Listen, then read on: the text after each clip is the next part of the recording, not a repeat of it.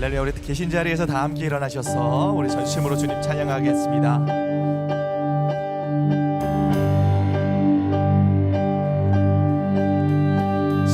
십자가 군병들아 주 위에 일어나 이 들고 앞서 나가 굳세게 싸워라. 오늘 우리를 부르시는 주님 앞에 담대한 믿음으로 고백합시다. 십자가 군병들아 주 위에 일어나 길 들고 앞서 나가 굳세게 싸워라. 주께서 승천하고 영광을 얻도록 그 은혜 거느리사 늘 이기 주시네.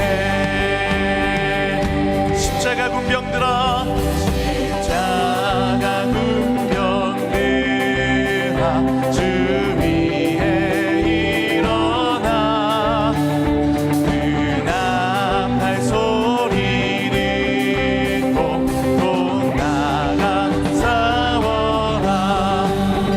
수 없는 원수 앞에 주 따라갈지니 주 예수 힘을 주사 강하게 하시. 한 번 더 고백합니다. 십자가 군병들아 주 위에 일어나 이 날에 접전하고 못대가 부르리. 승천한 군사들은 영생을 얻으며 영광의 주와 함께 왕도를 승천한 군사들은 승천한 군사들은 영생을 얻으며 영광의 주와 함께 왕도 영광의 주와 함께 영광의 주와 함께 왕도를 하리라. 할렐루야. 오늘 우리에게 놀라운 승리를 주실 능력이 하나님을 찬양합니다. 할렐루야. 주님 영광 받아 주시옵소서. 아멘.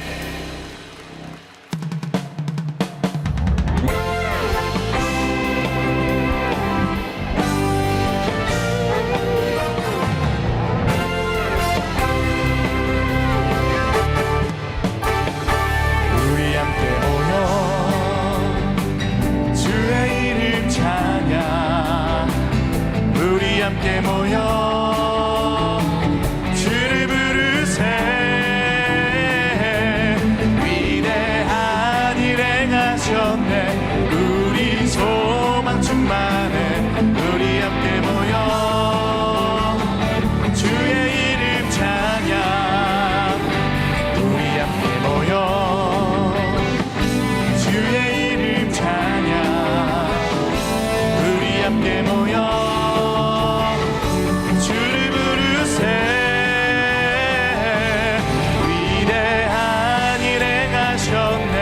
우리 소망 충만해.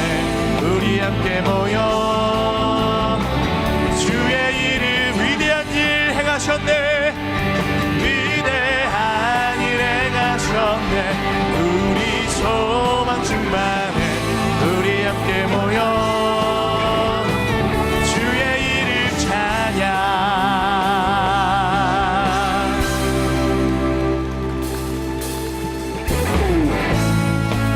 오늘 우리 모일 때 크고 놀라운 위대한 일들을 행하실 주님께 우리 다시 한번 믿음의 고백을 올려드립시다.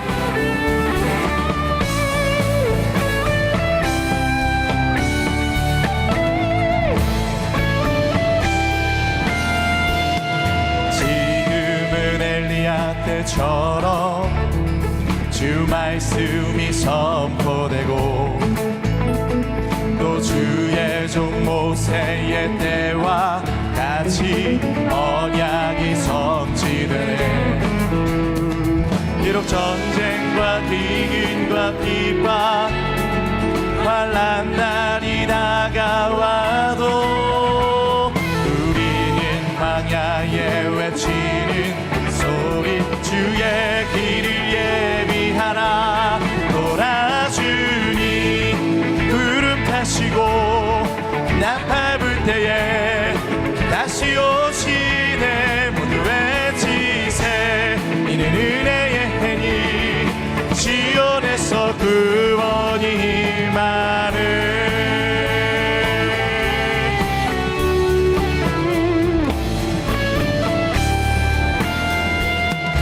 에스겔의 환상처럼 마른 뼈가 살아나며 또 주의 종 다윗의 때 예배가 회복될 것입니다. 예배가 회복되네.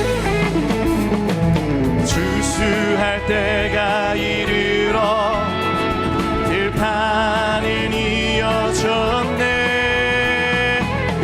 우리는 주수할 일꾼 되어 주 말씀을 선포하리. 돌아주니 구름 타시고 나팔 불 때에 다시 오시네. 우리 외치세. 이는 은혜의 해니 시온에서 구원이. 믿음으로 선포합니다. 어제도 계셨고 오늘도 계시며 이제 곧 오실 어린 양 예수. 어제도 계셨고 오늘도 이제 곧 오실 주님을 바라봅시다. 이제 곧 오실 어린 양 예수. 우리의 목소리로 선포합시다. 돌아주니 구름 타시고 나팔 불 때에 다시 오시네. 모두 외치세. 이는 은혜의 해니 시온에서 우리 두 손을 높이 들고 나아갑시다.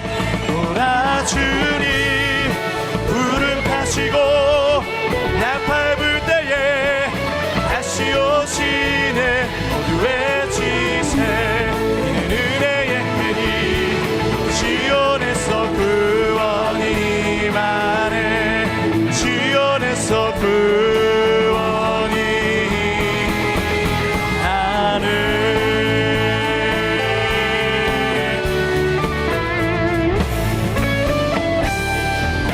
할렐루야.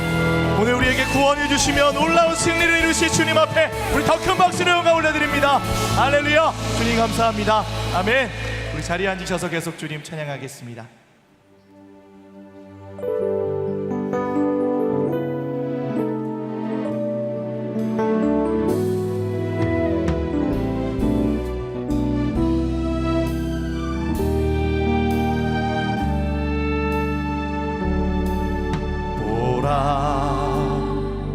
너희는 두려워 말고 보라.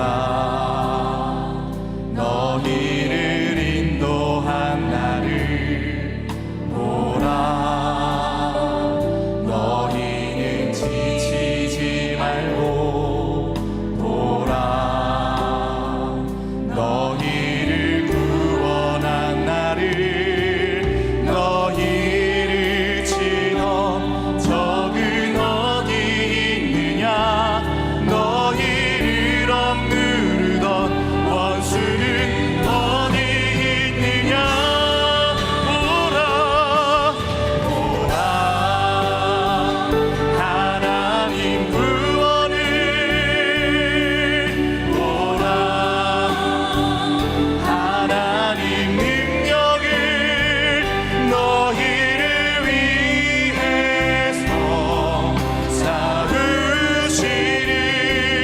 주의 손을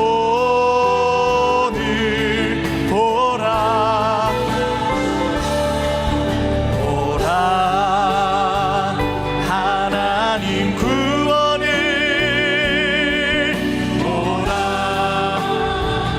하나님 능력을 너희를 위해서 쌓으시는 주의 손을 믿음으로 고백합니다. 너희를 치던 적은 어디 있느냐 너희를 치던 적은 어디 있느냐 너희를 억누르던 원수는 어디 있느냐 보라 보라 하나님 구원을 아멘 주님 보라 하나님 능력을 너희를 위해서 쌓으시니 우리 주님의 손을 의지하며 나아갑시다. 주님을 믿음으로 바라보며 나아갑시다. 주를 보라 보라 하나님 구원을 보라 하나님 능력을 너희를 위해서 쌓으시는 주의 손을 보라.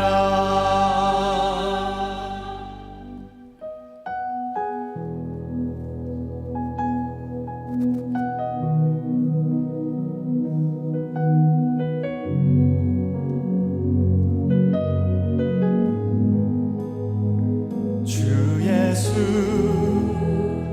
이곳에 계셔 나 경배해 주 경배해 이곳에 운행하시며 일하시네 주 경배해 모든 맘 만지시는 주 나 경배해 주 경배해 우리 맘 치유하시네 나 경배해 주 경배해 주는 놀라우신 길을 만든 기적의 주 어둠 속의 빛 그는 나의 하나님 약속을 이루시는 기적의 주 어둠 속의 빛 그는 나의 하나님 모든 삶 돌이키시네 나 경배해 주 경배해 우리 마음을 회복하시는 주님 우리 마음 회복하시네 나 경배해 주 경배해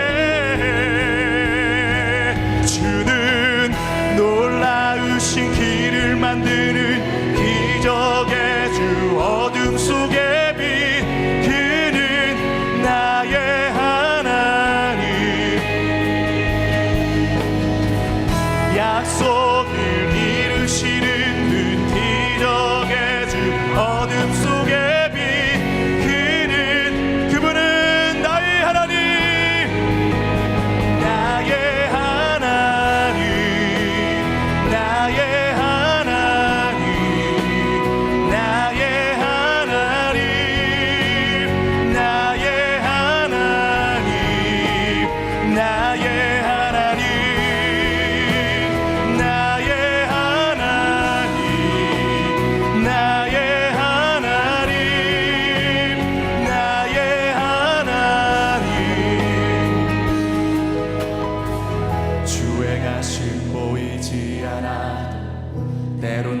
느낄 수 없을 그때도 일하시네 주님. 주 절대로 멈추지 않네. 주 행하심 보이지 않아도 때론 느낄 수 없을 그때도 일하시는 주님을 우리 오늘 믿음으로 의지하며 나아갑시다. 주 절대로 멈추지 않네. 주 행하심 보이지 않아도 때론 느낄 수 없을 그때도 일하시네 주님. 주 절대로 멈추지 않네. 주 행하심 보이지 않아도 때론 느낄 수 없을 그때도 여전히 우리 삶 속 일하시는 주님, 우리 믿음으로 주님 앞에 나아갑시다. 멈추지 않네. 놀라우신 길을 만든 기적의 주 어둠 속의 빛 그는 나의 하나님. 약속을 이루시는 분 기적의 주 어둠 속의 빛 그는 나의 하나님. You are waymaker, miracle worker, promise keeper, light in the darkness. My God, that is who you are. Amen. You are waymaker, miracle worker, promise keeper, light in the darkness. My God, that is who.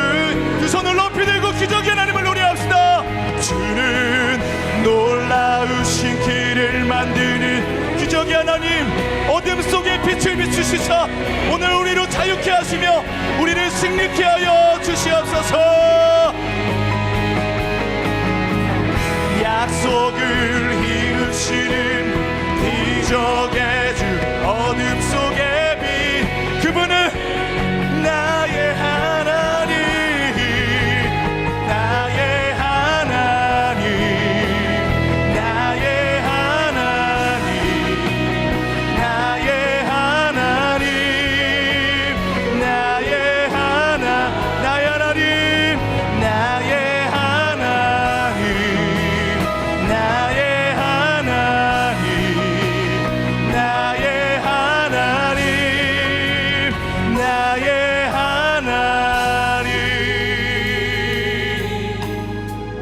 오늘도 우리에게 믿음을 주셔서 하나님이 명하신 곳을 향해 담대하게 나아갈 수 있도록 하나님 오늘 성령의 능력과 권능을 부어 주시옵소서. 말씀하실 때 우리의 두려움은 떠나가게 해주시고 용사와 같은 용맹함으로 하나님 믿음으로 선포하며 담대하게 달려갈 수 있는 삶이 되도록 하나님 역사하여 주시옵소서. 말씀의 은혜를 기대하며 합심으로 기도하며 나아가겠습니다. 하나님 감사합니다. 오직 믿음으로 주님 앞에 달려가는 모든 심령마다 오늘도 여호와 하나님 우리를 위해서 일하시고 싸우시며 역사하시는 그 능력의 하나님을 경험케 하여 주시옵소서. 주님의 일들을 보기를 원합니다. 주님의 기적을 경험하게 하여 주시고 오늘도 우리로 승리케 하시는 주로 인해 나아가게 하여 주시옵소서. 우리에게 승리의 영광과 기쁨을 주시고 세상을 이길 담대한 믿음을 주시는 하나님 참 감사합니다. 한없이 연약하고 두려움이 많은 우리에게 죄와 사망의 권세를 이기고 승리할 수 있는 용기와 능력을 주시니 감사합니다. 주님의 권능과 능력을 의지하여 세상이 감당할 수 없는 용맹스러운 주님의 군대로 살아가게 하여 주옵소서. 만군의 여호와 하나님, 우리에게 이미 승리를 주시고 약속의 땅을 주셨음에도 불구하고 여전히 두려움이 가득하고 온전한 믿음이 없음을 회개합니다. 아직도 우리 안에 가나안의 우상들이 가득하고 가나안의 문화와 편리함을 동경하며 살았음을 회개합니다. 이 시간 우리 안에 있는 가나안의 잔재들과 죄의 뿌리들을 성령의 불로 태워주시고 거룩한 주의 백성답게 살게 하여 주옵소서. 사랑하는 우리나라를 위해서 기도합니다. 상처뿐인 분열과 갈등으로 나뉘어진 이 나라를 불쌍히 여겨주시고 서로를 향한 사나운 공격과 거친 언행을 멈추게 하여 주옵소서. 이 나라를 그리스도의 사랑으로 변화시키시고 보혈의 은혜와 능력으로 새롭게 하여 주옵소서. 정치, 경제, 사회, 문화, 교육과 종교, 국방과 미디어의 모든 영역의 지도자들에게 애국 애족의 마음과 주님의 지혜를 주셔서 이 나라를 잘 다스리게 하여 주옵소서. 새로운 교회를 위해서 기도합니다. 우리 교회를 향한 주님의 거룩한 뜻에 순종하게 하여 주시고 가나안과 같은 이 세상을 변화시키는 복음의 항공모함이 되게 하여 주옵소서. 약속하신 땅을 향한 기적의 행군을 멈추지 않게 하여 주셔서 주님의 때에 놀라운 주의 방법으로 입성하게 하여 주옵소서. 기도로 준비 중인 모든 양육 스쿨들과 사역팀 주간 새벽 기도회에 충만한 은혜를 부어 주셔서 감사와 기쁨의 고백이 넘쳐나게 하여 주옵소서. 사랑하는 목사님을 위해서 기도합니다. 목사님에게 성령의 충만함을 부어 주시고 영육간의 강건함을 허락하여 주옵소서. 오늘부터 시작되는 사사기 강해 설교를 통해서 우리 교회가 하나님의 용사들로 넘쳐나게 하여 주시고 선포하시는 모든 말씀이 살아 운동력 있는 능력의 말씀이 되어 우리의 영혼과 삶을 변화시키는 능력이 되게 하여 주옵소서. 성령 충만한 예배를 위해서 섬기는 모든 손길들에게 감사와 기쁨이 가득하게 하여 주시고 우리의 믿음의 항해를 은혜의 바다로 인도해 주시는 예수님의 사랑을 노래하는 성가대의 특수음 가운데 홀로 영광을 받아 주옵소서. 우리에게 세상을 이기는 믿음과 용맹한 심장을 주시는 우리의 대장 되신 예수 그리스도의 이름으로 기도드립니다. 아멘. 할렐루야. 국내에서 온라인과 오프라인으로 우리 새롭게 주일 예배 오신 성도님들 환영하고 축복합니다. 하나님께서 오늘 우리에게 주실 놀라운 은혜를 기대하시면서 옆에 분들과 이렇게 인사하시겠습니다. 말씀 충만하세요. 우리 서로를 축복하는 시간을 갖도록 하겠습니다. 사랑의 마음을 담아 서로를 축복하며 나아가겠습니다. 축복합니다. 주님의 이름으로 축복합니다. 주님의 사랑으로 이곳에 모인 주의 거룩한 자녀에게 주님의 기쁨과 주님의 사랑이 충만하게 충만하게 넘치기를.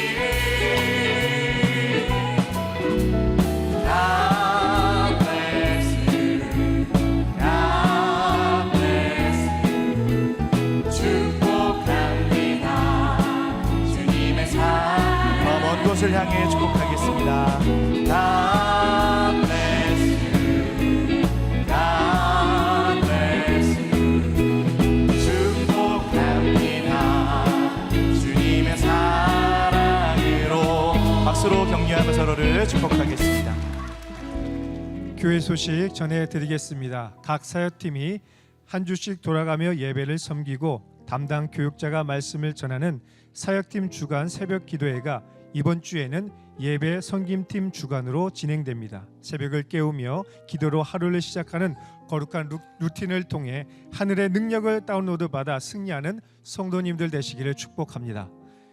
신구약 성경 66권의 맥을 잡아주는 기초 양육과정 성경 속으로가 4월 10일부터 6월 19일까지 있습니다. 총 10주간 매주 목요일 오전 10시에 현장 강의만 진행됩니다.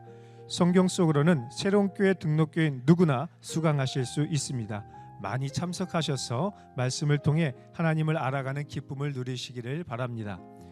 성경 본문에 근거한 다양한 질문을 통해 진리를 발견하고 각자의 삶에 적용하는 구도자 커피 브레이크에서 신청자를 모집하고 있습니다.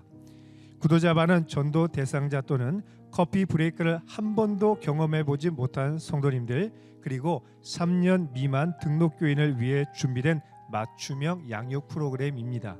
창세기 말씀으로 소그룹 나눔이 진행되는 이번 구도자 커피 브레이크 과정에 많은 신청을 부탁드립니다. 특별히 이번에는 남성 조도 편성하오니 남성 성도님들의 많은 신청을 부탁드립니다. 기타 문의사항은 예배 후 중앙 로비에 마련된 구도자 커피 브레이크 데스크에 문의해 주시기를 바랍니다.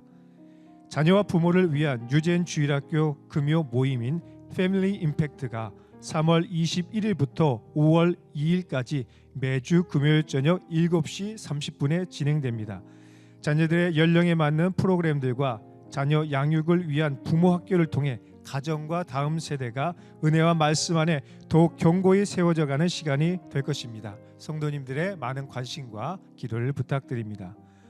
만 65세 이상 성도님들을 위한 에버그린 스쿨에서 신청자를 모집합니다. 에버그린 스쿨에서는 귀납법적 성경 공부를 통해 빌립보서에 담긴 진리를 발견하고 중보 기도의 힘과 서예의 역사 그리고 신을 위한 음악 등 다양한 특강을 통해서 큰 은혜를 경험하는 시간이 될 것입니다. 성도님들의 많은 관심과 신청을 부탁드립니다.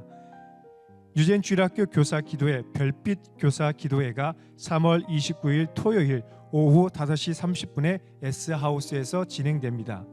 다음 세대를 섬기는 선생님들 가운데 언제나 주님의 은혜와 사랑이 가득할 수 있도록 성도님들의 지속적인 기도와 관심을 부탁드리며 유젠 선생님들께서는 꼭 참석해 주시기를 부탁드립니다. 힐링팀이 주관하는 환우들을 위한 기도회가 3월 30일 주일 오후 4시 10분에 7층 새로운 홀에서 진행됩니다. 현재 투병 중이거나 회복 중이신 분들, 몸이 아픈 분들의 치유와 회복을 위해 한 분 한 분의 이름을 부르며 간절히 기도하고자 합니다. 가족이나 지인, 순원 중에 기도해야 될 대상자가 있다면 누구나 오셔서 함께 기도하실 수 있습니다. 특세 40일의 뜨거웠던 기도의 열기를 이어 치유와 회복의 기적을 경험하는 은혜가 있도록 많은 관심과 기도를 부탁드립니다. 40일 특세 10주년을 맞아 교회 1층 로비에서 40일 특세 기념 액자 전시회를 진행하고 있습니다. 2016년부터 2025년까지의 감동을 느낄 수 있는 전시 액자를 구매하실 수 있으며 판매 수익금은 해외 선교사님들 지원을 위해서 사용됩니다. 10년 동안 진행된 40일 특세의 은혜를 다시 한번 경험할 수 있는 기회에 많은 성도님들의 관심과 참여를 부탁드립니다. 모든 광고에 대한 자세한 사항은 주보를 참조해 주시고 신청은 홈페이지 및 QR코드를 통해서 하실 수 있습니다. 이제 성가대 특순 후에 한호 목사님께서 하나님의 말씀 전해 주시겠습니다.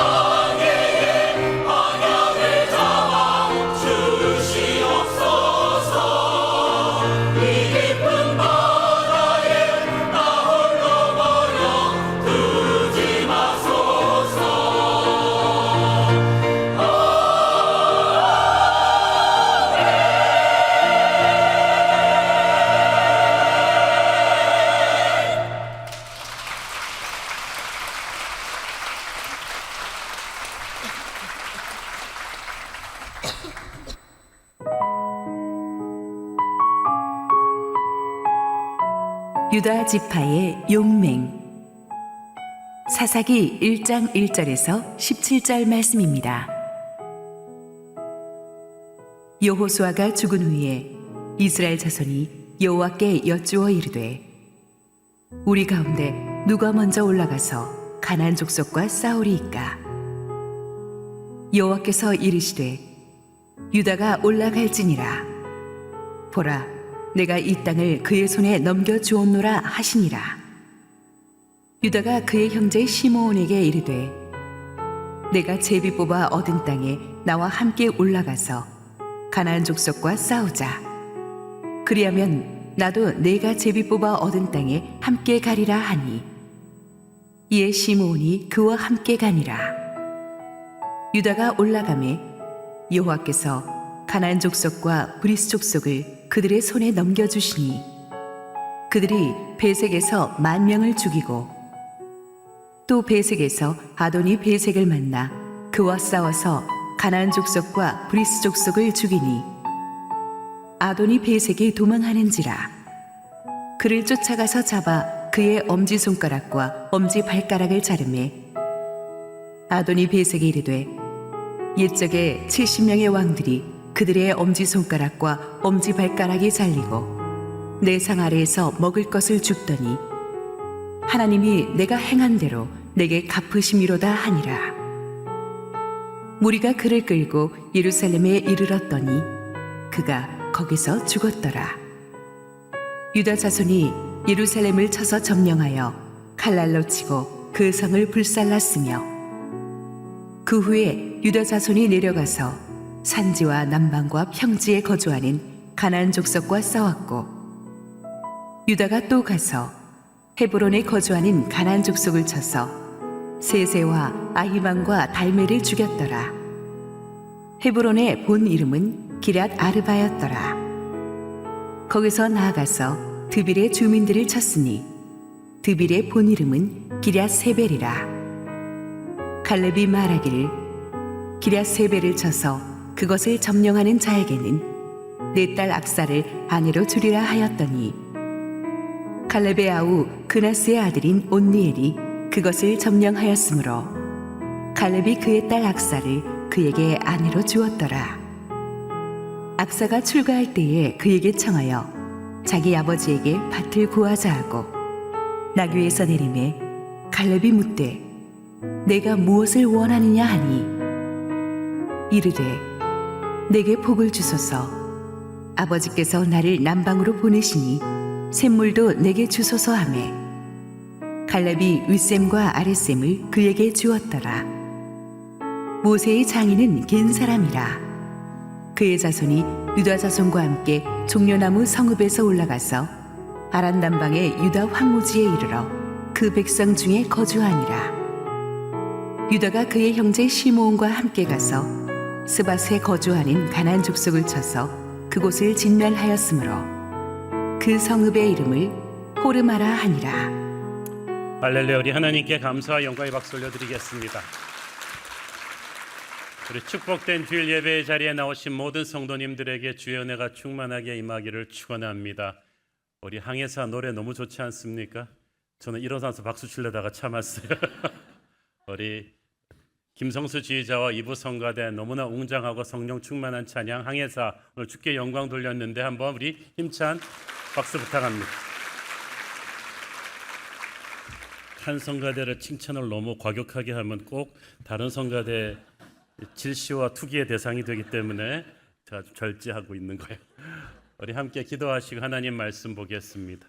사랑하는 아버지 은혜를 감사합니다. 오늘도 주께서 흐트러진 우리의 마음속으로 하나님의 말씀을 선포해 주실 때 부족한 종은 온전히 가리시고 오직 우리 주님 홀로 영광받아 주시옵소서.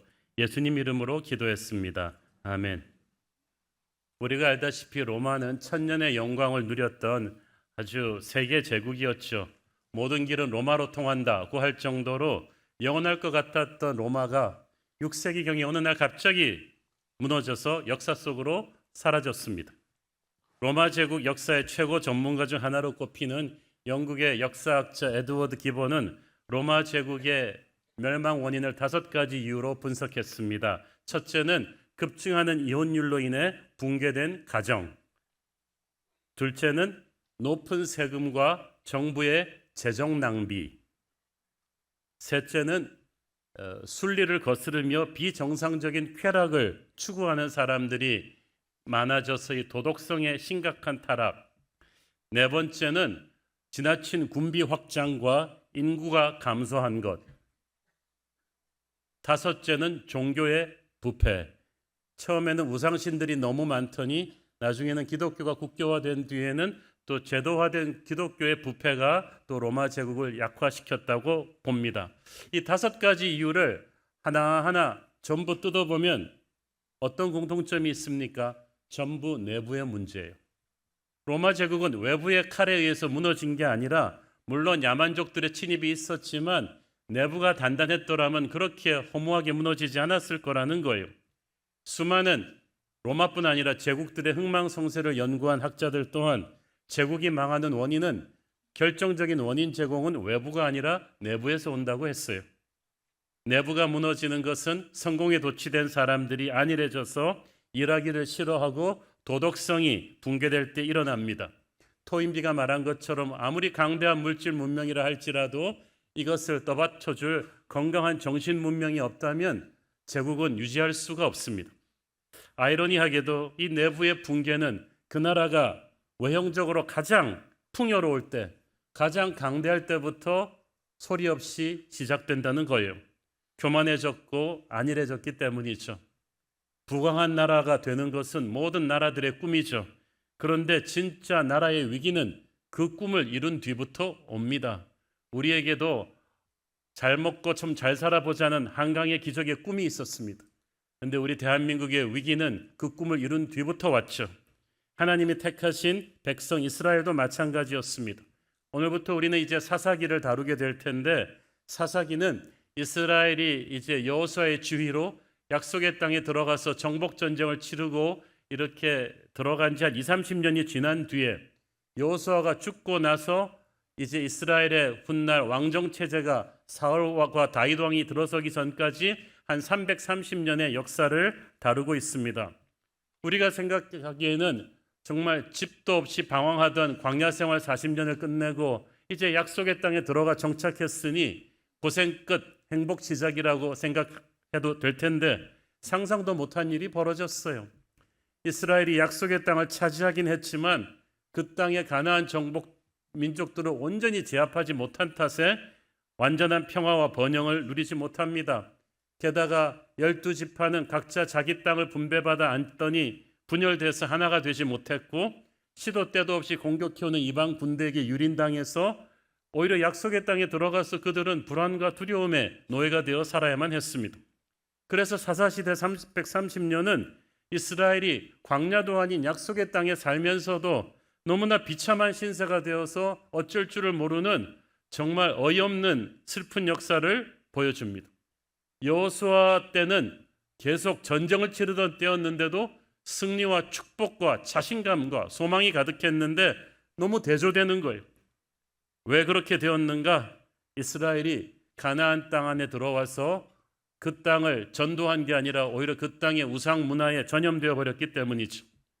영적으로 타락하면 반드시 그 다음 스텝은 도덕적인 타락입니다. 이스라엘은 음란해졌습니다. 아주 폭력적이 되었습니다. 돈을 밝히게 되었습니다. 서로 용서하지 않고 싸우기 시작했어요. 하나님은 영적으로 타락해버린 백성을 더 이상 보호하지 않습니다. 하나님이 보호하지 않는 이스라엘 백성은 결코 가나안 족속과 싸워서 이길 수가 없었어요. 그래서 어쩔 수 없이 아주 불편한 동거를 해야만 됐던 거예요. 사사기는 그래서 약속의 땅 가나안이 잘못하면 광야보다 더 위험한 곳이 될 수도 있다는 것을 우리에게 보여줍니다. 꿈을 이루었다고 해서 외형적인 환경이 좋아졌다고 해서 반드시 좋아할 일만은 아닙니다. 왜냐하면 그런 외형적인 성공으로 인해서 우리와 우리 다음 세대가 영적으로 허물어질 수 있다는 것을 우리는 사사기서를 통해 배워야 하고 그것이 오늘날 우리 대한민국이 또 우리 한국교회가 직면한 위기와도 맞닿아 있기 때문입니다. 사사기의 아픈 역사는 여호수아의 죽음으로부터 시작됩니다. 1절에 보니까 여호수아가 죽은 후에라고 시작하죠. 이 말이 중요해요. 왜냐하면 여호수아서는 모세가 죽은 후에로 시작하죠. 그런데 사사기는 여호수아가 죽은 후에, 성경에서 한 위대한 하나님의 사람이 태어나고 죽는 것은 하나님의 새로운 역사가 시작되고 닫히는 것을 의미합니다. 하나님은 항상 사람을 통해서 일하시거든요. 여호수아가 약속의 땅에 입성해서 정복 전쟁을 시작할 때가 그의 나이가 한 80에서 85세 정도로 추정하는데, 그가 110세에 죽었다고 했으니까 여호수아는 약속의 땅에 들어와서 한 30년 정도를 이스라엘 백성을 다스렸던 것 같습니다. 여호수아가 함께 그들을 지휘할 때는 승승장구했죠. 그런데 하나님의 때가 되니까 여호수아를 하나님이 데려가셨어요. 여호수아가 죽고 나니까 사실 성경은 간단하게 말하지만 하늘이 무너진다는 게 아마 그런 말이었을 거예요. 모세에 이어서 여호수아를 따라가면 그 어떤 전쟁도 겁날 것이 없었습니다. 그 여호수아의 리더십 없이 앞으로 이 험한 가나안 땅을 어떻게 이제 장악한단 말입니까? 아직도 할 일이 많은데, 곳곳에 저항하는 가나안 민족들을 다 몰아내는 일이 남았는데, 하나님께서 모세는 여호수아라는 후계자를 준비하게 하셨는데 무슨 이유에서인지 여호수아 다음에는 정확한 후계자를 세워주시지 않았습니다. 그러니까 지도자가 없으니까 이스라엘 백성들은 공황 상태에 빠졌습니다. 그래서 사사기서 전체의 주제가 되는 이 성경 구절이 사사기서 마지막인 21장 25절 말씀이에요.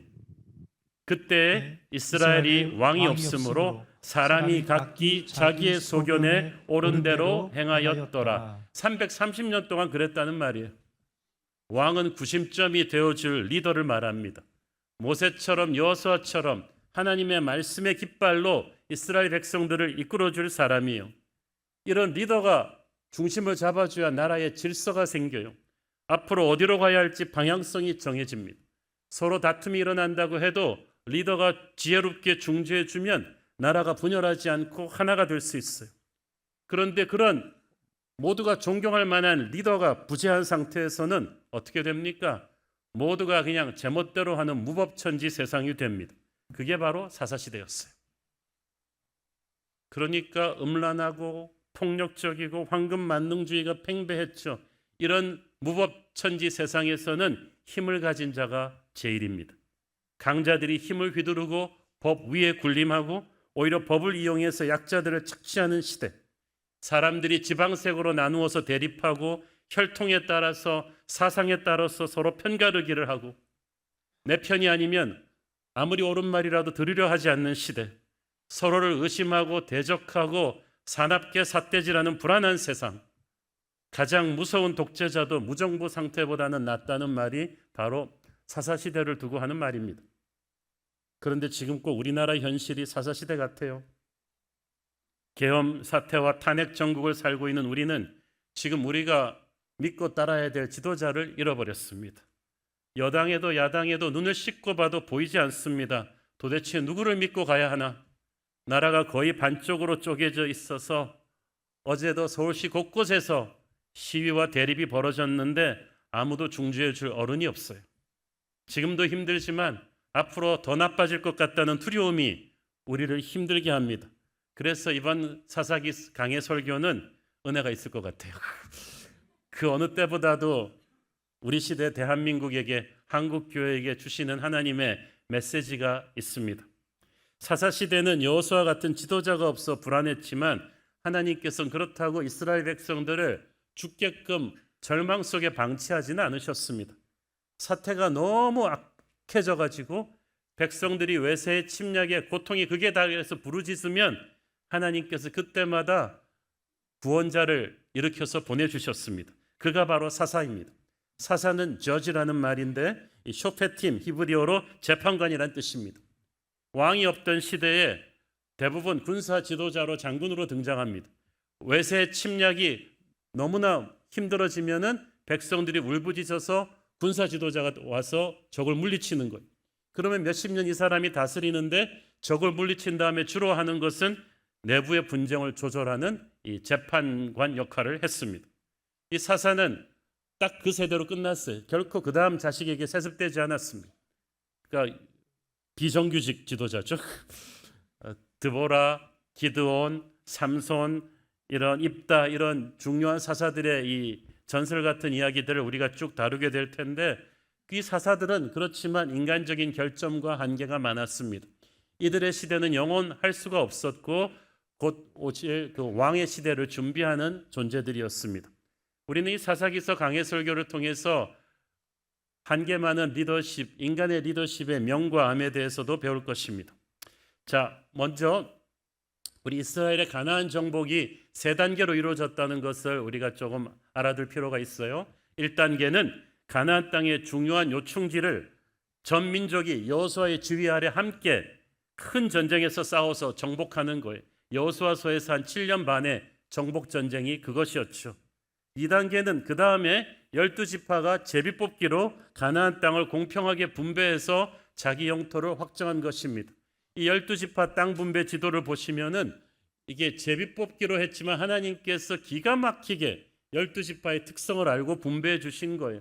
그래서 장사를 잘하고 그리고 농사와 이 목축업을 잘하는 지파들을 다 기름진 곳 이 교통의 요충지에다 배치했고, 그리고 적과 사나운 적과 맞서야 되는 국경 지역에 보면은 유다나 또 이런 므낫세나 이런 싸움 잘하는 지파들을 또 배치시키고, 하나님께서 정확하게 12지파의 특성에 맞는 땅을 분배해 주셨고, 하지만 마지막 세 번째 단계는 각 지파가 자기에게 분배된 영토 안에 아직도 남아있는 가나안 족속들을 온전히 몰아내고 난 다음에 그 땅을 차지해야 되는 거죠.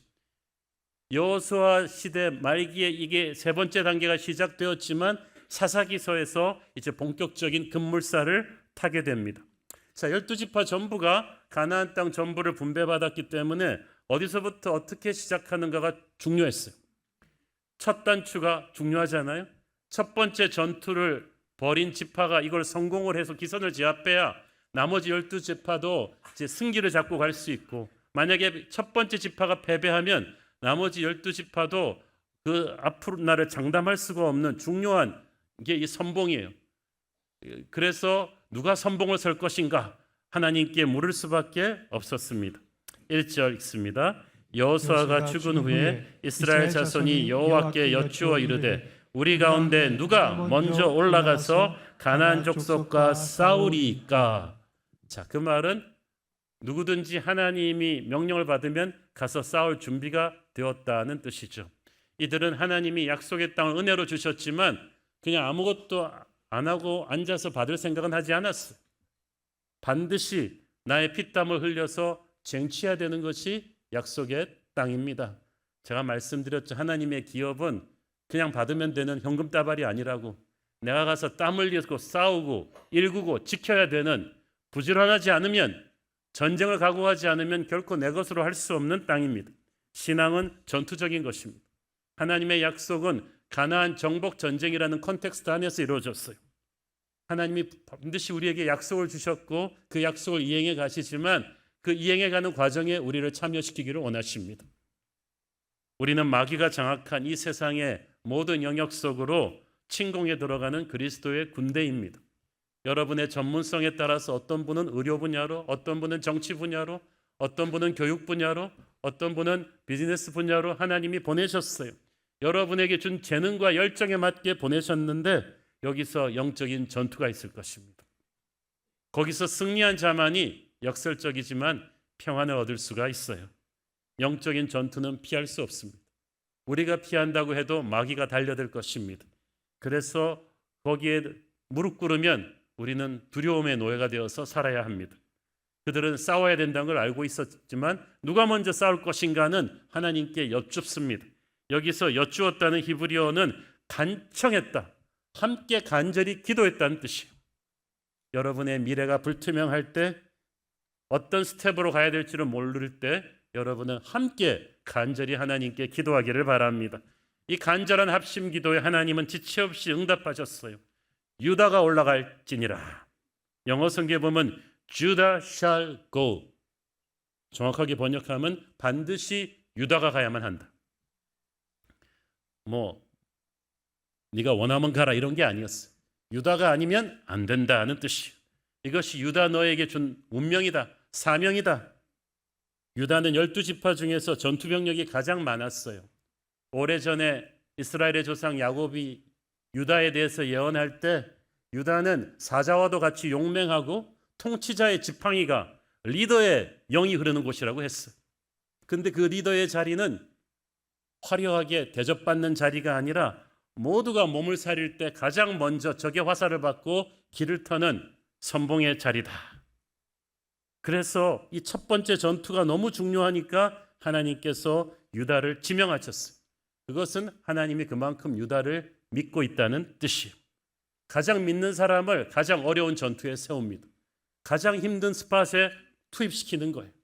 저는 유다가 만약에 왜 우리만 가래? 딴 사람은 손이 없나? 힘든 일은 다 왜 우리만 시켜? 그러지 않았다는 거예요. 여러분, 저는 여러분이 하나님께 유다같이 쓰임받기를 바랍니다. 회사에서도 보면요, 80%의 일을 20%의 사람이 해요. 그 삼성그룹에도 제가 그때 리더십 강의 가서 인력개발 책임자한테 들어보니까 삼성의 부장이 그렇게 많지만 부장 같은 과장이 있고 과장 같은 부장이 있대요. 자리는 잡았는데 한직에서 아무 일도 안 하는 사람. 그렇지만 정말 회사가 믿고 임원으로 발탁시킬 사람은 자꾸 일이 주는 거예요. 여러분, 교회에서도 보면은 좀 그런 것 같아요. 사역이 많이 떨어지는 분들이 있어요. 목사님들의, 장로님들의 눈에 자꾸 밟히는 거예요. 그럼 여러분은 자꾸 이 교회는 사람이 없나? 왜 자꾸 나만 시켜? 여러분이 유다이기 때문이에요. 유다는 그런 불평하지 않아요. 하나님이 나를 쓰시는구나, 나를 기대하시는구나. 반드시 유다가 가야만 한다. 우리는 그래서 교회가 콜링할 때 기도해보고 그런 말 잘 듣지 않아요. 왜냐하면 기도는 우리가 했고 여러분은 이제 가면 되는 거죠. 그렇죠?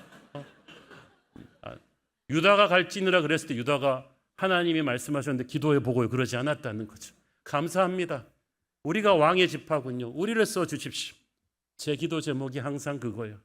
저는 하나님의 손에 하나님도 쓰기 어려워하는 샤넬 향수 뿌린 그런 보기만 좋은 손수건이 아니라 하나님이 언제든지 걸레처럼 들고 쓸 수 있는 그런 사람, 그런 교회가 되고 싶다고. 우리 교회가 유다입니다.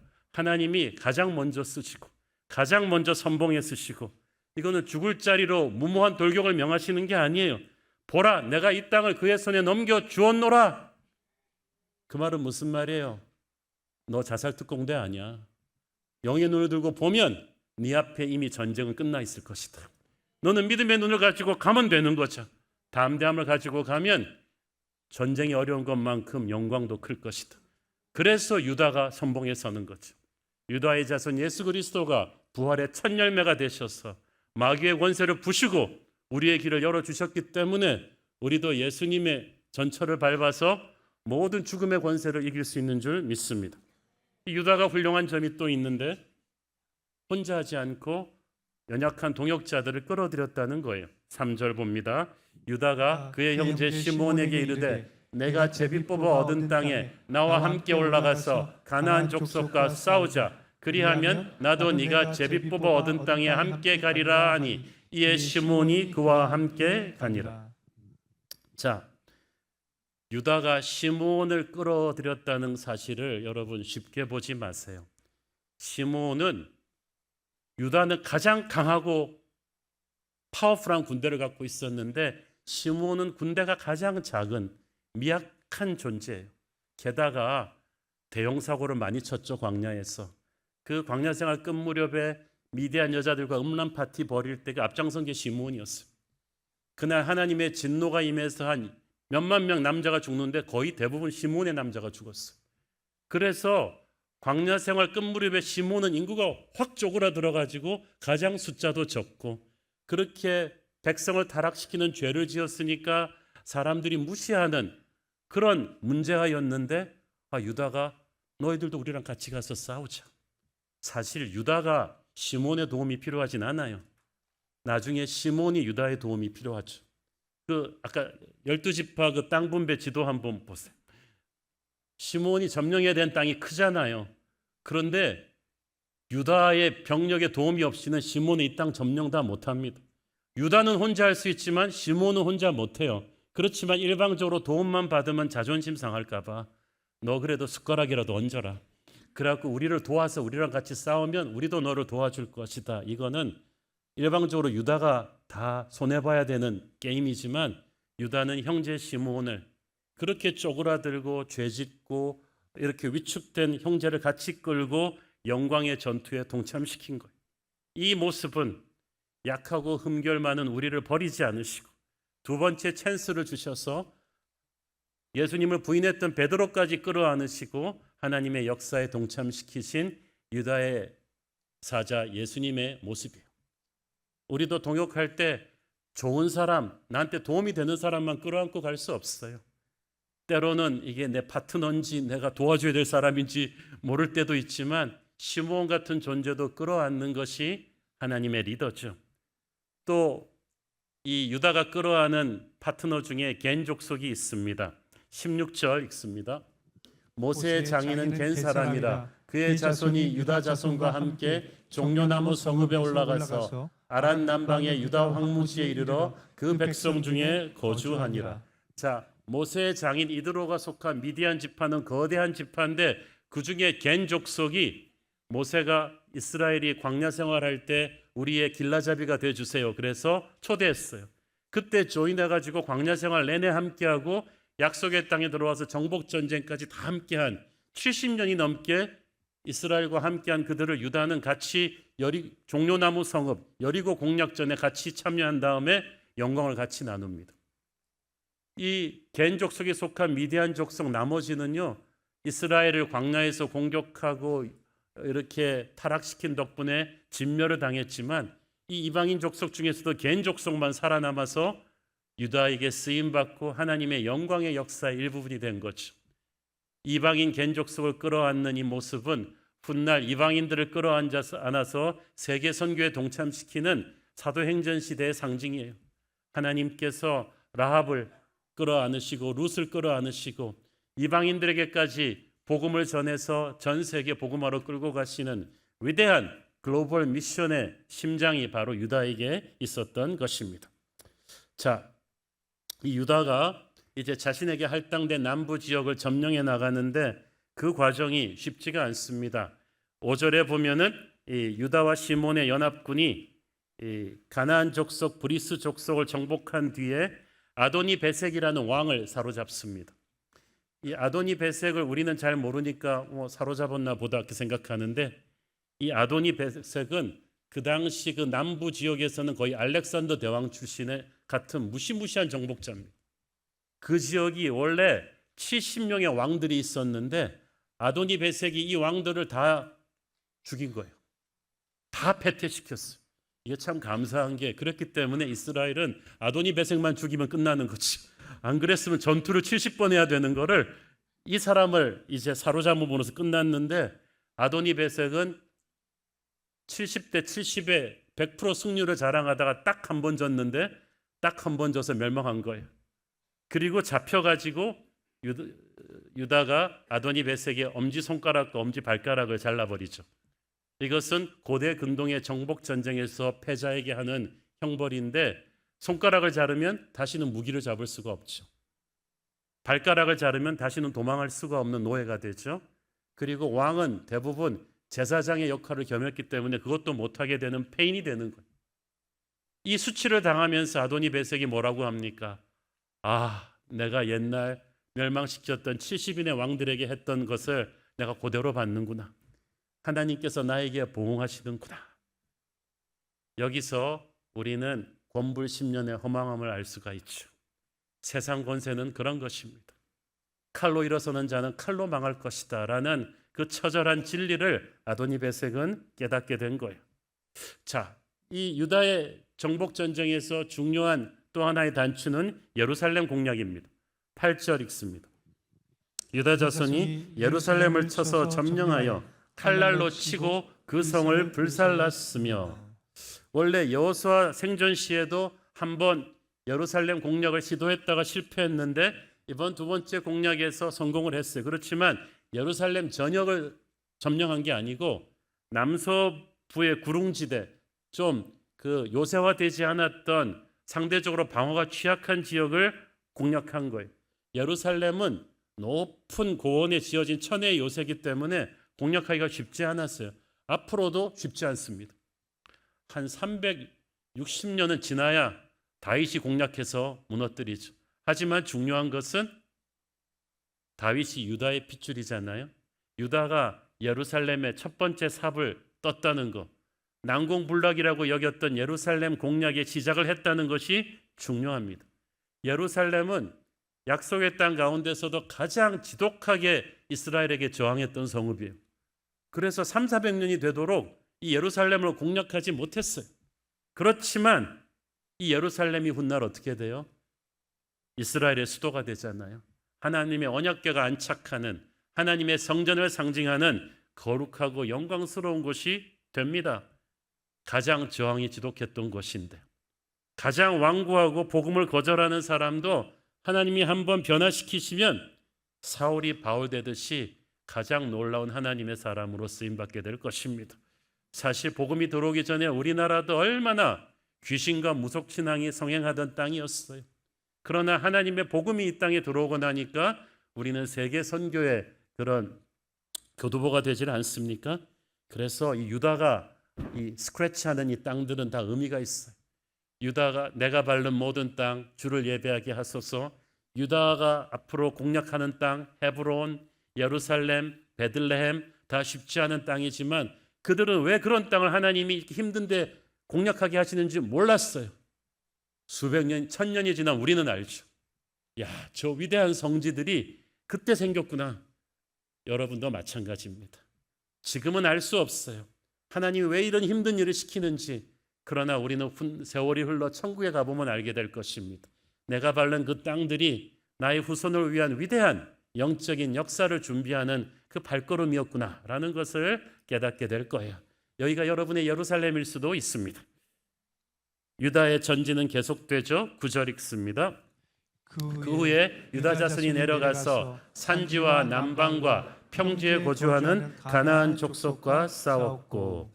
자, 여러분 지도 다시 보겠습니다. 유다가 받은 땅이 만만한 땅이 아니에요. 이 산지와 남방, 산지는 해발 800m 되는 헤브론 같은 요새화된 산성들을 가리키고, 남방은 대부분 이 사막지대예요. 이스라엘 성지순례 가보면 가장 더운 데가 여기입니다.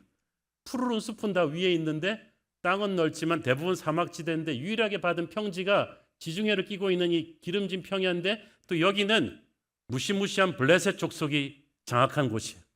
그래서 유다가 앞장서서, 이 블레셋은 한때 이집트와 견주었던 강한 군사제국입니다. 유다가 여기를 싸워야 되는 거예요. 그래서 받은 땅들은 산지와 네게브 남방은 힘들고 사막이고, 여기는 가장 무서운 적과 싸워야 되는 정말 터프한 데를 받은 거예요. 그런데 유다가 아까도 말씀드렸잖아요. 컴플레인하지 않아요. 다른 집하는 땅도 좋고 싸우기도 좋은데 왜 나는 이렇게 힘들고 어려운 땅을 주는 거야? 하나님이 나를 미워하시는 거야? 그러지 않았다는 거지. 오히려 나를 믿으시는구나. 여러분도 교회에서 힘든 사역을 시키면 뭐라 그러겠어요? 교회가 나를 유다로 보고 있구나. 나를 믿고 있구나. 이 정복한 땅을 끝까지 밀고 나갔고, 유다가 그렇게 했기 때문에 유다는 다른 민족 전부에게, 다른 12지파에게 축복의 통로가 되었던 것입니다. 10절에서 헤브론을 쳐서 세세와 아이만과 달만을 죽였다고 했는데, 이 말이 쉽지, 이 세세와 아이만과 달만은 바로 오래전 이스라엘의 정탐꾼 12이 와가지고 겁을 먹었던 거인족입니다. 듣도 보도 못한 이 무시무시한 세세와 아이만과 달매, 이 사람들이 지키는 이 헤브론, 이 헤브론에는 이 사람들 정도는 아니지만 비슷한 아주 무시무시한 병사들이 가득 장악하고 산성을 지키는 그런 곳입니다. 아무도 무너뜨린 적이 없는 이 헤브론을 유다가 무너뜨려야 됐던 거예요. 저는 여기서 보니까 상대적으로 다른 11지파들은 상대적으로 약한 적들을 상대하면서도 앞으로 쩔쩔매는데, 갈렙과 유다 족속은 가장 무서운 적을 너끈하게 이겨내는 걸 보면서 문제가 힘든 게 아니라 누가 싸우는가가 문제다. 여러분도 여러분에게 주어진 과제가 힘들다고 툴툴거리지 마세요. 그런 사람은 뭘 맡겨도 툴툴거려요. 그러나 하나님이 나를 유다로 보시는구나. 갈렙으로 보시는구나. 내게 능력 주시는 자 안에서 내가 모든 것을 할 수 있느니라 하고 나갈 때 여러분은 헤브론을 무너뜨릴 것입니다. 갈렙이 여호수아에 보면은 갈렙이 헤브론을 콕 찍었다 그랬죠. 할 수 없이 맡은 데가 아니에요. 다른 지파들은 와 보낼라 그래도 정말 가기 싫은 곳인데 왜 갈렙이 저기를 가겠다 그러지? 갈렙은 보통 사람이 보는 눈이 아닌 믿음의 눈으로 헤브론을 봤어요. 기름진 평야도 많은데 왜 굳이 헤브론인가? 이 헤브론은 오래전 믿음의 조상 아브라함이 장막을 세운 곳입니다. 하나님의 천사가 방문했던 곳입니다.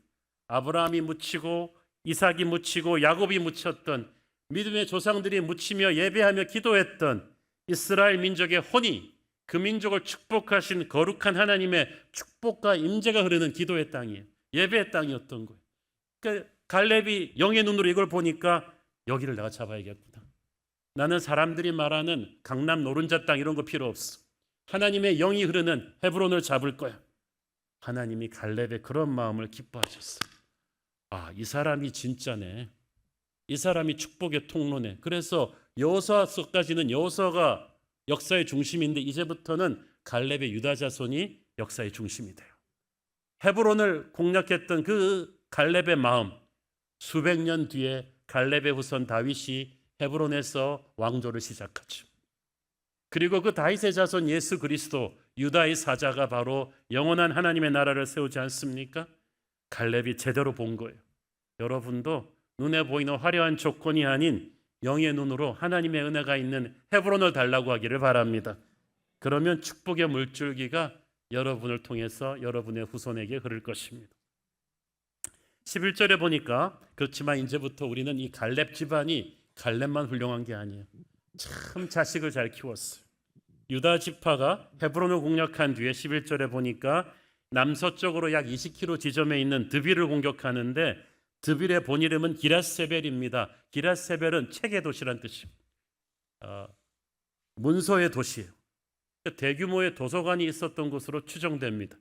왜 이 이야기가 중요하냐 하면요, 책이 많았다는 것은 지혜로운 학자들과 기술자들이 많았다는 곳인데 대부분 이런 도시가 칼 쓰는 병사들이 많은 도시보다 점령하기 어렵습니다. 머리 좋은 사람들이 연구하고 공부해가지고 얼마나 도시가 단단한지 몰라요. 그러니까 헤브론을 떨어뜨렸던 갈렙한테도 이 도시 정보는 만만치 않았던 것 같아요. 그래서 갈렙이 이 기랏세벨 드빌을 앞두고는 아주 놀라운 프로포저를 내죠. 12절 갈렙이 말하기를 기랏세벨을 쳐서 그것을 점령하는 자에게는 내 딸 악사를 아내로 주리라 하였더니, 야, 정말 이 장인 머리 정말 좋습니다. 일석이조 아니에요? 이 어려운 성도 떨어뜨리고 훌륭한 사익감도 얻겠다 이거죠. 사실 이 기랏세벨은 가나안 족속들의 무력뿐만 아니라 지적인 집단 지성으로 저항하는 곳이었기 때문에 여기를 무너뜨리려면 하나님의 지혜와 믿음이 있는 사람만이 가능한 일이에요.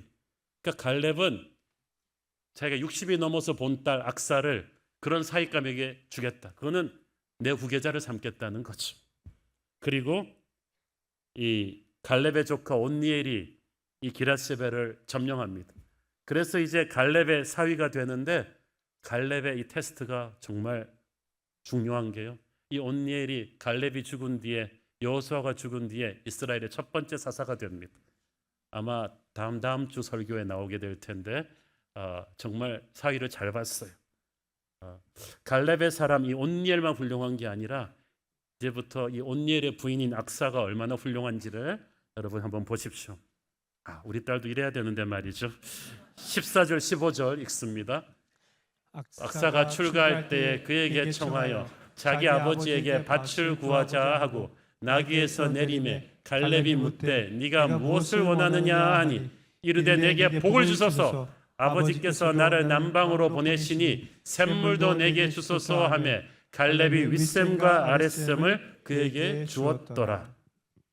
자, 나귀에서 내린다는 것은 굉장히 겸손하면서도 중요한 어떤 용건이 있다는 얘기죠.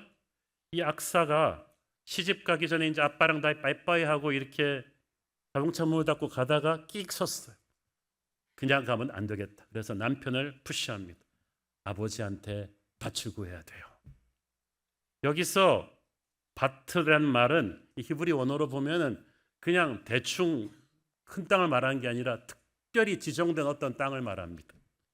보니까 악사는 이미 마음에 작정한 아버지가 가라고 한 그 영역 안에서도 마음에 둔 어떤 땅이 있었던 것 같아요. 아버지 갈렙이 헤브론이라는 정확한 목표를 갖고 구했듯이 이 악사도 아버지 닮아가지고 평소 마음에 두었던 정확한 기도 제목이 있었던 것 같습니다. 여러분도 기도할 때 아무거나 될 대로 되라, 아무거나 주세요, 이렇게 추상적으로 기도하시면 진짜 아무거나 받게 되거든요. 성령이 주시는 감동으로 구체적인 목표를 가지셔야 돼요. 여러분의 헤브론을 놓고 기도하십시오. 그리고 같이 기도하세요. 악사가 남편을 또 보챘잖아요. 밭을 구합시다. 우리가 중요한 기도 제목을 가지고 갈 때는 부부가 기도의 동역자가 돼야 되고 가족이 부부의 그 기도의 동역자가 돼서 해야 돼요. 왜냐하면 두세 사람이 내 이름으로 함께 기도할 때 하나님께서 그 기도에 파워를 실어주겠다고 하셨거든요. 그래서 우리가 악사처럼 부부가 함께 힘을 모아서 정확한 기도 제목을 가지고 은혜의 보좌에 나가야 될 줄로 믿습니다. 이 악사의 기도를 보면 참 우리가 배울 게 많아요. 아버지께서 나를 남방으로 보내시니, 그 당시 남방은 말씀드렸듯이 아주 건조한 광야 같은 땅을 말합니다. 인간의 눈으로 보기에는 정말 왜 이런 땅을 주나, 기름진 평야를 주시지 할 수 있는데 악사는 아버지께서 보내시니, 그 말은 무슨 말이에요? 나는 남한테 얘기하는 게 아니고 나를 사랑하고 내게 최고의 것을 주고자 하시는 아버지께서 어련히 알아서 이 땅을 주시겠는가? 나는 이 땅에 영적인 축복이 흐른 줄을 믿는다는 거예요. 악사도 기도의 사람이니까 이걸 아는 거죠. 눈에 보기에는 허름한 땅이지만 이 땅은 아브라함과 이삭과 야곱의 땅이요, 훗날 다윗이 광야 생활하면서 그 많은 시편의 예배를 드렸던 곳이 바로 그 땅이에요. 그래서 악사는 그 땅의 영적인 의미를 아는 거야. 그래서 감사하면서 갔어요. 아버지께서 정말 나를 사랑하면서 내가 가는 거 알겠습니다. 그러니까 여러분도 하나님이 무엇을 주시든 간에 그걸 감사할 줄 아셔야 돼요. 하나님이 영적인 의미를 가지고 주시는 거거든요. 생판 남이 아니고 나를 창조하시고 나를 가장 잘 아는 하나님이 나를 위해 주신 이 기업을 감사함으로 제가 받겠습니다. 그리고 기도할 때 여러분은 하나님의 뜻과 부합되는 기도를 하는 것이고, 그때 그 기도는 반드시 응답되는 줄 믿습니다. 악사가 아버지에게 내게 복을 주소서 하면서 샘물도 달라고 했어요. 이 샘물, 저는 갈렙이 하나 달라고 했는데 웃으면서 두 개나 줬어요. 윗샘과 아랫샘, 높은 지역과 낮은 지역의 샘물을 가리키는데, 여러분 고대 근동인 특히 남부 광야 지방에서 샘물은 너무너무 금보다 귀한 재산이었어요. 아무리 땅이 있어도 샘물이 없으면 땅을 적실 수가 없으니까 농사도 못 짓고 가축이 목말라 죽으니까 목축업도 못해요. 땅 이상으로 중요한 게 샘물이란 말이죠. 악사가 이걸 달라고 한 거예요. 이 금보다 귀한 샘물을 그런데 갈렙이 두 개나 주었어요. 성경에서 모든 물은 성령을 상징하는 존재로 사용되었어요. 예수께서 말씀하시기를 너희가 성령을 받으면 너희 뱃속에서 생수가 강물처럼 흐를 것이라고 하셨어요. 저는 샘물을 성령의 기름 부으심이라고 보고 싶습니다. 여러분이 땅을 기업으로 받을 때 반드시 같이 구해야 되는 게 성령의 기름 부으심이에요. 가령 여러분이 내 사업을 하는 게 꿈이다. 그래서 사업체를 열었어요. 사업체만 열면 뭐예요? 손님이 안 오는데. 성령의 기름 부심이 있어야 손님이 오죠. 성령의 기름 부심이 있어야 그걸 운영을 하죠. 성령의 기름 부심이 있어야 거기서 사고가 안 터지죠. 그래서 기업과 함께 반드시 구해야 되는 게 샘물이에요. 여러분의 자녀가 기도대로 아무리 좋은 대학 들어가면 뭐합니까? 그 대학 들어가가지고도 길을 못 찾고 헤매는 사람 많은데, 그래서 거기에 또 성령의 기름 부심이 있기를 구해야 되는 거죠. 우리가 약속의 땅을 위해서 기도합니다마는 건물 자체가 모든 걸 해결해 주지는 않아요. 저는 약속의 땅에 들어가서 우리에게 성령의 기름 부심이 있기를 바랍니다. 거기서 부흥하고 은혜롭게 서로를 사랑해야 그게 축복인 거 아니에요? 우리는 오늘 이 유다 지파의 용맹을 보면서 이 유다 지파가 정말 다른 지파들의 샘플이 되었어요. 하나님이 유다 지파의 전쟁을 통해서 오늘 사는 우리에게, 이 혼탁한 사사시대를 사는 우리에게 주고자 하는 메시지가 있어요. 유다는 가장 험한 적진을 불평 없이 가장 앞장서서 진격해가는 자입니다. 모두가 두려워하고 움직이지 않지만 하나님이 믿고 자기에게 맡겨주셨음을 감사하게 생각하면서 그는 컴플레인하지 않고 돌격합니다. 가는 길을 혼자 가지 않고 연약하고 부족한 형제를 같이 끌어안고 갑니다. 자기만 가도 영광을 스스로 독식할 수 있지만 이 형제를 같이 데리고 가야 이 형제도 먹여 살리겠다는 거거든요. 그런 축복의 통로가 되기를 원했어요. 화려하고 좋은 땅을 찾아가지 않았어요. 거친 남방의 땅을 받았지만 여기에 하나님의 영적인 축복이 후손에게 흐를 것을 믿고 가는 거예요. 확실한 목표를 가지고 기도하고 성령의 샘물을 구하는 그 지혜, 그것이 바로 유다에게서 배워야 되는 하나님의 사람의 모습인 줄로 믿습니다. 그 유다의 영을 가진 예수 그리스도가 우리의 주님 아니십니까? 저와 여러분이 바로 이 시대에 하나님이 쓰실 수 있는 유다 지파가 되기를 축원합니다. 기도하겠습니다. 주님 은혜를 감사합니다. 혼탁한 사사시대를 살지만 하나님께서 가장 먼저 쓰시는 유다 지파처럼 우리도 사용하여 주시옵소서. 예수님 이름으로 기도했습니다. 아멘. 우리 다 함께 일어나셔서 봉헌 찬양 드리겠습니다.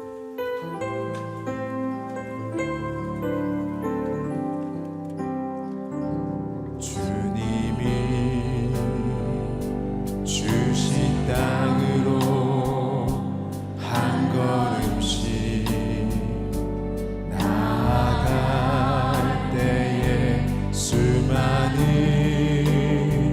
적들과 견고한 성이 나를 두렵게 하지만 주님을 신뢰함으로 주님을 의지함으로 주님이 주시는 담대함으로 큰 소리 외치며 나아가네. 이 산지를 내게 주소서. 그날에 주께서 말씀하신 이제 내가 주님의 이름으로 그 땅을 취하리니 주님을 신뢰 주님을 의지함으로 주님을 의지함으로 주님이 주시는 담대함으로 큰 소리 외치며 나아가. 우리 믿음의 두 손을 들고 이 산지를 내게 주소서. 그날에 주께서 말씀하신 이제 내가 주님의 이름으로 그 땅을 취한 이 산지를 내게 주소서. 그날에 주께서 말씀하신 이제 내가 주님의 이름으로 그 땅을 취하리니. 성령의 새바람 성령의 새바람 이 땅에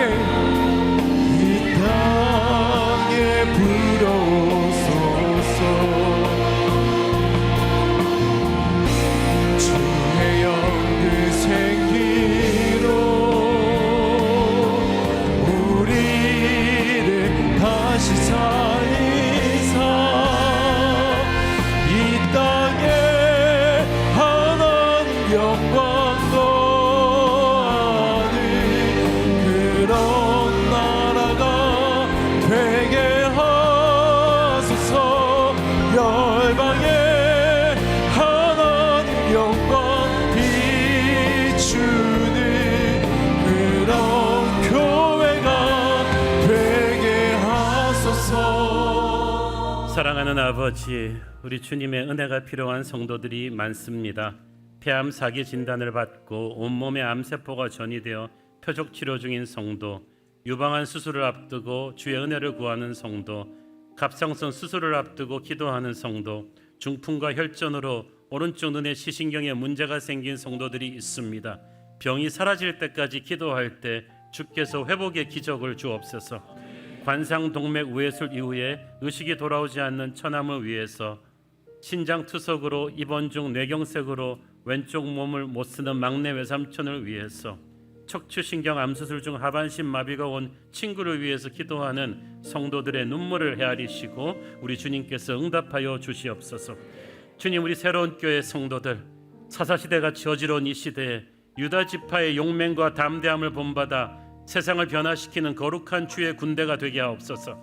모든 성도들에게 좋은 믿음의 동역자들과 동행하게 하시고 우리의 대장 되신 예수님과 함께해서 완전한 승리를 누리게 하옵소서. 사랑하는 대한민국을 굽어보시옵소서. 총체적인 위기와 리더십의 부재로 혼란스러운 이 나라가 우리 주님이 아니면 무슨 소망이 있겠습니까?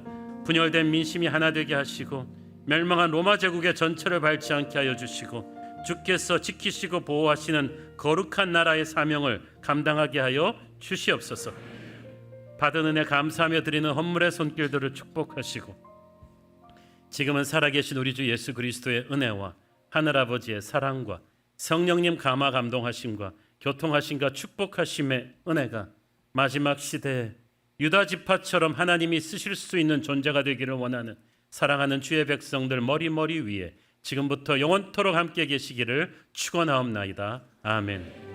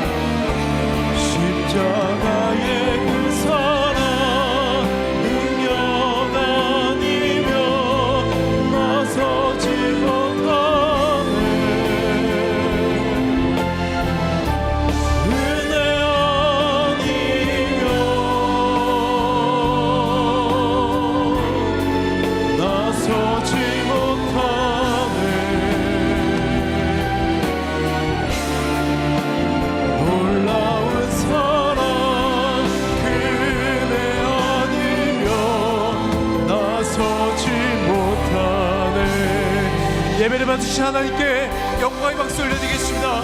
할렐루야. 주님을 찬양합니다.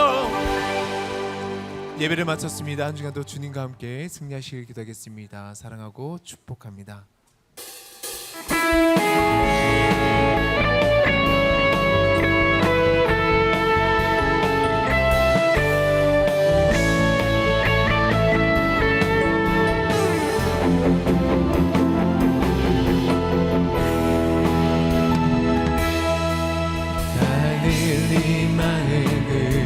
숲속에서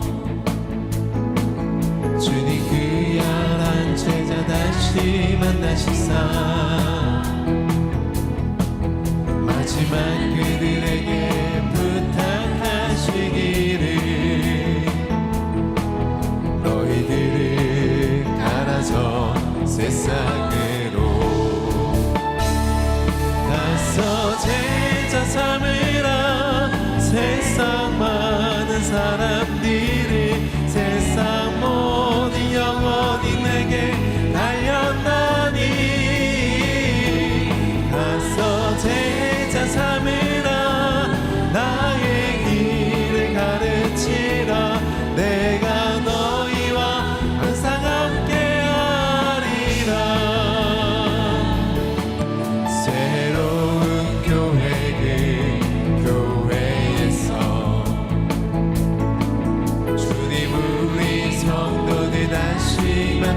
세상 마지막 우리에게 부탁하시기를 너희들은 가라져 세상으로 가서 제자 삼으라 세상 많은 사람들을 세상 모든 영혼이 내게 달렸나니 가서 제자 삼으라 나의 길을 가르치라 내가 너희와 항상 함께야 가서 제자 삼으라